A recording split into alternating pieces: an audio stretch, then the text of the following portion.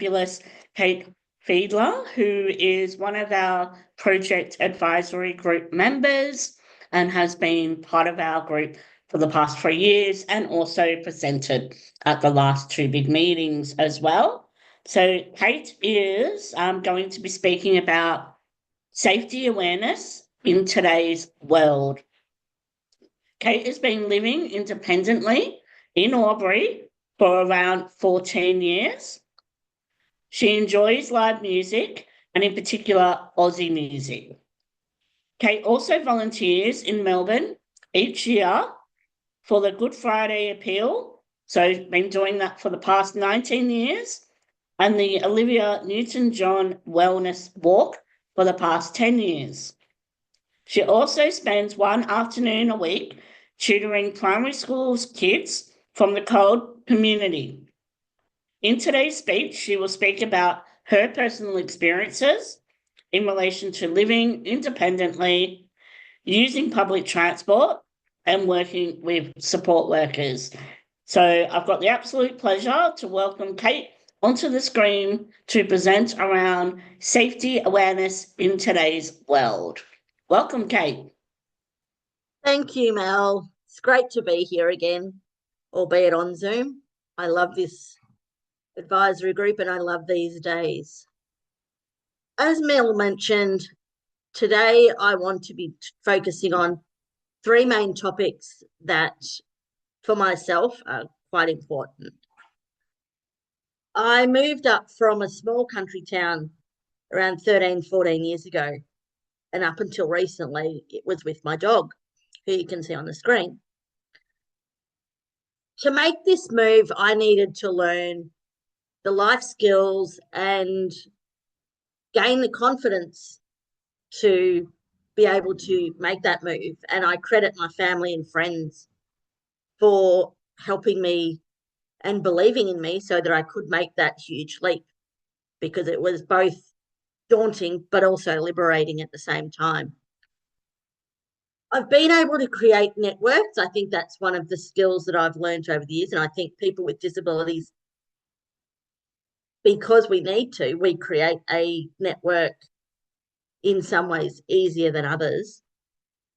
And due to that, whilst being up here, I've created a great support network of still family and friends, but also neighbours. My neighbours have been crucial because they've helped me in situations where there might be disturbances going on in the street or just a little bit of noise. Now, because I don't have a car, the only way people knew that I lived in a house was because of my dog generally barking at them.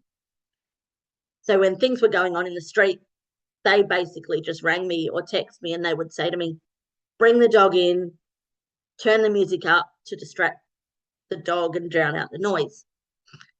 That was great for 2 things, both for my safety physically, but also mentally, because hearing noises that I'm not familiar with after living in a small country town, it was at times quite daunting. To keep myself personally safe, I've been able to, with help from my dad, discover CCTV cameras. So I have one outside my front door, but also one outside my side door.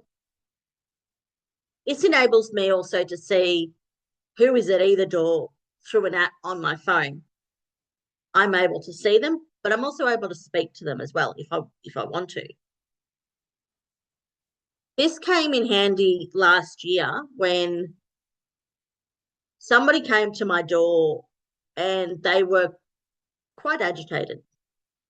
I saw them at the door. I saw what they were like, and it made me realize, okay, I'm not going to the door and I'm not going to necessarily engage. They walked away the first time, but in that time, they actually turned off the Wi-Fi and the electricity of my unit, and then came back to throw out more abuse, I guess. When they left, I called the police. But if I didn't know who was there through my cameras, I probably would have engaged and therefore potentially made the situation worse. So for me, the cameras actually were quite useful in that situation, as were the emergency services, being the police. Another way that the cameras are actually useful is obviously when I've got people coming to the house, whether it be family, friends, or support workers. I can let them know where I am in the house if I'm not able to meet them at the door straight away. They know I'm safe and I know who's there. Speaking of support workers, I've got a great team now of support workers that I use every day of the week throughout the weekdays. When I started working with them, obviously they're people that I hadn't met before, or maybe once or twice before for a short time. This presents both emotional safety, but also physical safety issues at the same time, because these people are generally female. Well, in my case, they've always been female. They've generally been young with varied amounts of training, a lot of which have been either through modules rather than hands-on. This presents an issue because whilst you can read all sorts of information, there's a lot to be said about hands-on learning and actually learning on the job, in particular in the role of a support worker. Support workers for me needed to know a little bit about my history, obviously, but also they needed to know how I operate within the house and the community. For example, if I'm to fall, I don't need them to grab me from the front or from the side, because if they go to do that, they'll fall backwards and then I'll potentially fall on top of them. Might be a funny picture, but not necessarily the safest. And it would probably end up both of us being injured. I've also, with some of my support workers, I like to go to a lot of concerts, as Mel said, and I'm constantly trying to get out of town and do different things. It's also important for when we're away to have a safety procedure in place. In some support working roles, that's done better than others. And I do hope that this evolves and does change, because if we're out in the community, we need to be safe wherever we are. And that can be whether we're talking to venue staff or whether we're actually in travel. I also use an MCare watch. Currently, mine's being a bit temperamental, but I do use it when I do go away, as that allows me to have basically worldwide Wi-Fi connection, and I can contact the people that are listed on that phone or emergency services if needed, wherever I am, and people can see me on a GPS.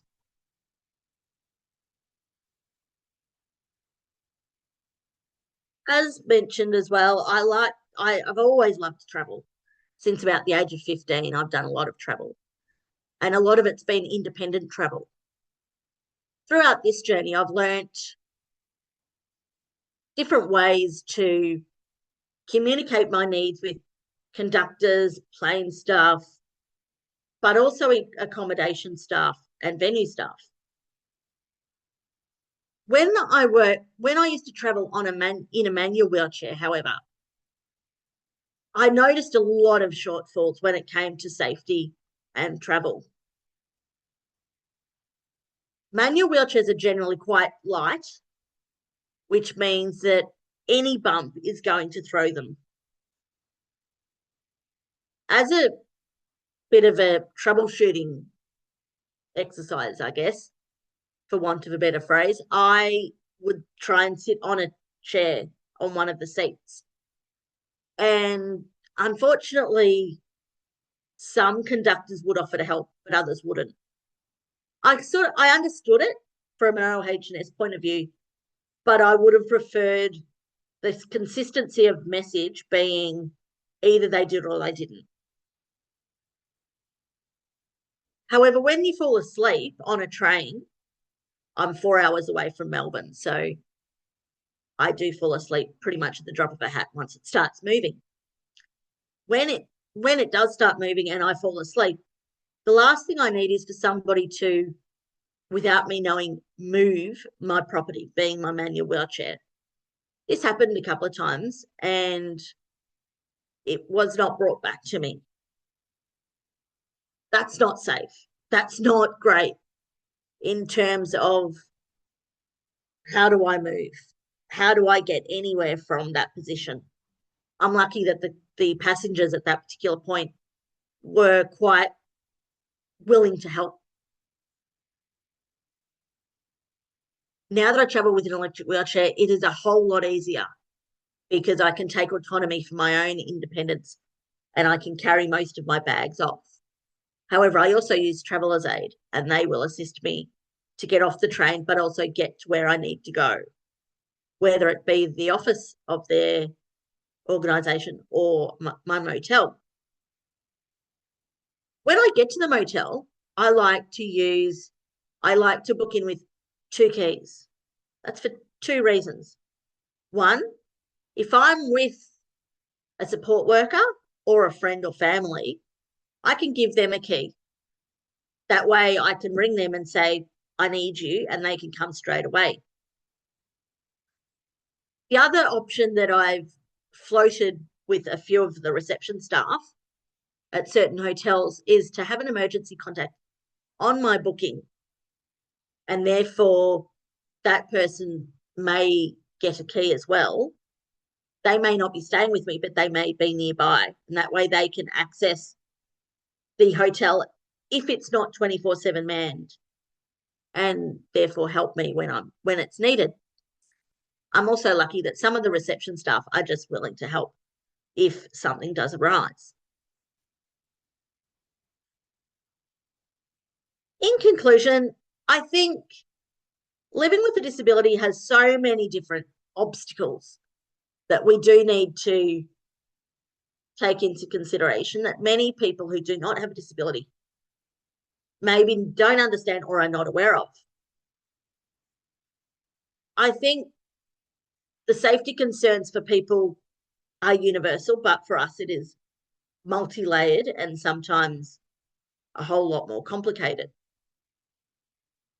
So I guess my question is for everyone watching today, what can you do to help create a safer world for those of us with disabilities, but especially those of us living on our own? Thank you.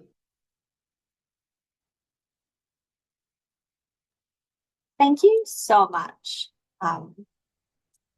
Put my video on. Sorry. Thank you so much, Kate.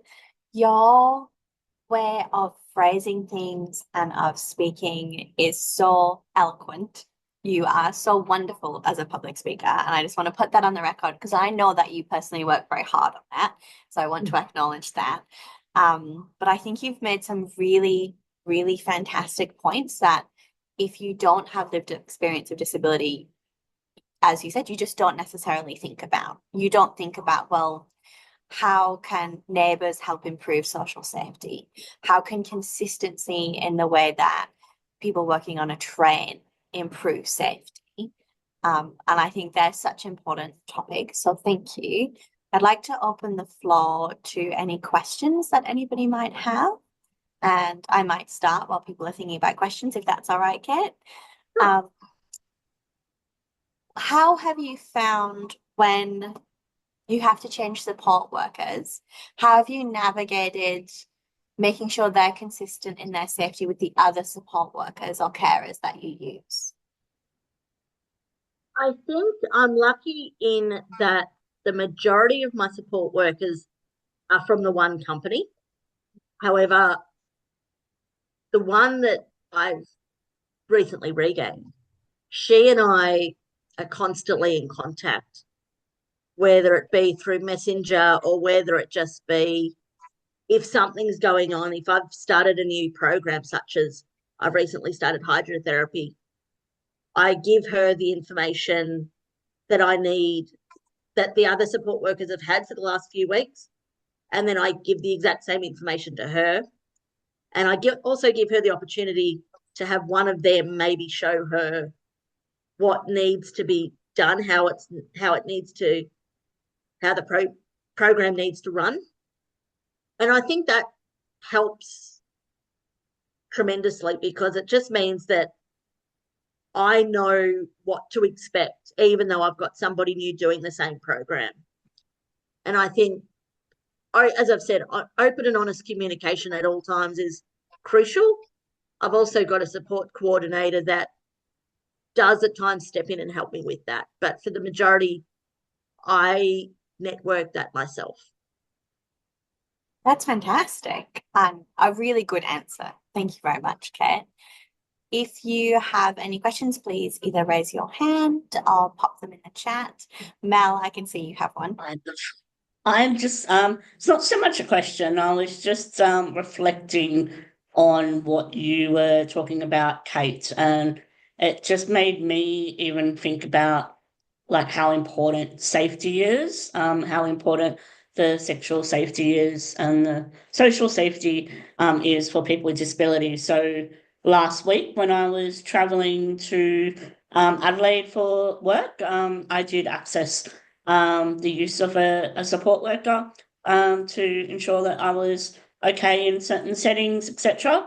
But the use of being able to give someone your key to your room in case something happens, and it's not so much about that something might happen, but just the feeling of feeling safe, knowing that somebody can come and help if need be, etc. And one of the things I did recently, a couple months ago, was upgrade my Apple Watch. So it's got the falls detect on the watch. So for people that don't know, I do use a wheelchair myself. So if I fall, then, potentially I can't get back up, particularly if I'm injured. But it's also got the contacts on there as well. So with all the travel I do, all the travel, stuff. Oh. all the travel that I do with work, I often put like colleagues that I'm traveling with, etc., as part of the contact. So if something does happen, then they would get alerted about that. But yeah, it's just really important highlighting that safety. And it's not so much about what things might happen or are happening, but to make sure that our mental health also feels better because we feel safe and we've got that reassurance as well. So I really, and also acknowledging the part when people take your wheelchair away from you, how unsafe that makes you feel, even if they're not doing it in a way to be doing anything wrong, but it still makes you feel unsafe. Certainly does. So I can see that Ruth has asked, how can you live without Wi-Fi? And potentially what she might be thinking is, how do you navigate safety when you don't have access to like Wi-Fi and the internet? Is it through talking to your neighbors, like you mentioned before? Is it through networking? How would you do it? Okay. Well, I was lucky in the scenario that I talked about where someone came to the door quite aggressively and agitated. I was lucky that other neighbours had actually heard it as well. So when my Wi-Fi and everything was turned off, I've got a mobile that anyone that knows me knows it's glued to me, as it is for most people. And with that, I always keep it charged. And in this situation, it turned out to be perfect timing because I actually rang my aunt and uncle who don't live far away. And my uncle came over to help me restore the Wi-Fi. And because when the cameras went down in particular, that's when I automatically started to feel very unsafe. Even though I came into the house without cameras, knowing they were there just added that extra level of security to me. So to have them down was quite horrible. So my uncle came across, he helped me restore the electricity. He realised what had happened and the fact that this person had come around to my fuse box and actually flicked the switch. That's obviously a huge level of violation, and it took me a couple of weeks to probably get over or work through the worst, I guess, because I'm still not quite, I wouldn't say I'm over it. I'm always very vigilant now. So I think with the Wi-Fi, I was lucky that I could troubleshoot and use a phone nearby just to let somebody know that this had happened and could they please come and assist me. And I'm lucky that when my uncle turned up, so did my neighbour actually, because he'd heard this guy screaming at me from on the other side of the door, and he wanted to know that I was safe, which is hugely, hugely helpful for obviously my physical safety, but as Mel mentioned, my emotional safety was, it had taken a hit that day. And to know that I had people around me that were willing to support me through that was really helpful. Absolutely. Thank you, Kate. Another question we have for you is, what is one tip that you would give people about how to feel sexually safe? I think for me, when I'm at home alone, I always keep my doors locked. Unless I know somebody's coming, I'll always keep them locked. I do have deadlock doors, which does help. I think when I'm out and about, I always keep my belongings right up against me. And when I'm on a train, underneath my arm is my handbag zipped up. I think that's because I sort of figured that if anyone's going to touch my handbag, they've got to touch me first, which you would hope they wouldn't do. I also have noticed with conductors in particular, if I fall asleep, they actually don't know how to wake me up without scaring me, because they'll either touch me on the shoulder or they'll speak to me loudly, which obviously jolts me awake and can sometimes startle me. So I think that's an area that needs to improve, because nobody wants to be startled awake. But in particular, if a male conductor is touching you on the shoulder, it can be a little bit unnerving. You want to be able to have that control. And obviously when you're asleep, you don't have that control necessarily. So that is something that needs to be worked on, I think.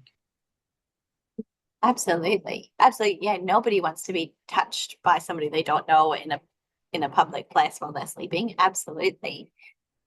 How do you make those connections with your neighbors? And this might sound like a really simple question, but I think sometimes for a lot of us, making connections with our neighbors can sometimes feel quite daunting or be a bit difficult. How did you make those initial networking connections with your neighbors to get on such good terms that you can look out for each other's safety?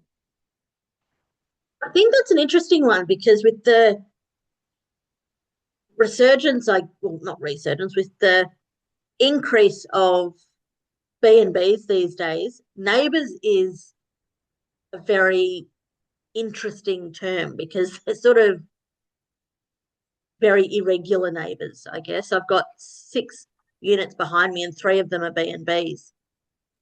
Can be a little bit nerve-wracking. But what I've managed to do is, when I first moved up and they were mainly just regular permanent neighbours, I created a bit of a rapport with them.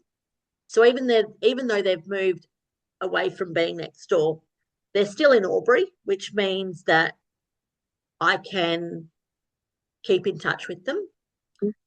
But also the people that own the units behind me, they have willingly given me their mobile numbers as well. So when they're tending to their units, they will check in on mine, but they also do little jobs like put the bins out. And when they do that, they check in and make sure I'm okay as well.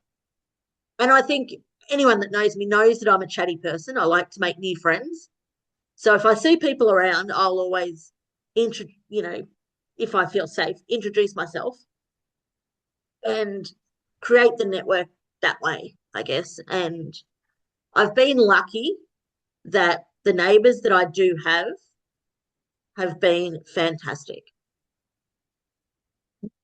Fantastic. Thank you so much. And I'm really glad you have such good neighbors. That does sound like a really solid set of relationships to help keep safe. And that's really wonderful, as well as just the social connection, right? Because it's nice just to have the social connections. I think we've lost that over the years. Like neighbours back when I was young are not, it's not the same environment that we're in now. We're all sort of keeping to ourselves a lot more. But to have that social connections really quite helpful. Absolutely. Jess has asked, how could somebody wake somebody else up without startling them, do you think? Like that situation on a train, do you have ideas or preferences how a conductor might wake you up? Not necessarily how a conductor might be able to do it, but the way I troubleshoot it, because it's usually to tell me when I need to get off at what station. So what I generally do is when I get on the train, I ask what time I'm due in at that particular station stop. And then I set my own alarm on my phone. Yes. And my alarm is my favourite song in the whole wide world. So I will wake up in a good mood rather than cranky. And I generally set that maybe 10 minutes, 15 minutes before I need to get off to give me time to get all my belongings together and regain my bearings after being asleep and out of a foggy brain.